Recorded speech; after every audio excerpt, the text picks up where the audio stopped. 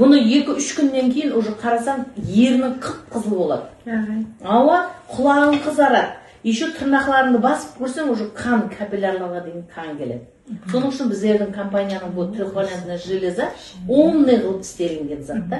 Просто бауырға. А егер біздер бағанағы двухвалентный железаны береді ол препаратты аптечный, ол барып бауырға барып шөге береді, 3 валентлігі айлана алмайды. Бауыр уже не успевает. А егер 2 валентный железаны іше берсе, бауырымызда гемосидероз деген кесел алып келеді. Бауырда темір қап қояды. Темір қалғаннан кейін бауырымыз салбырап кетеді. Бауыр тяжелый металл ғой бұл да. Соның үшін біз ешқандай бауырға зиянсыз қайта біріншіден жеңілдік береміз бауырдың функциясына. Қан көбейтетін органымыз бар. Соның үшін бұны ауқатқа тойып алып тұрып, сағат 2-де 1 мәрте ішесің болған. Боған сеусің.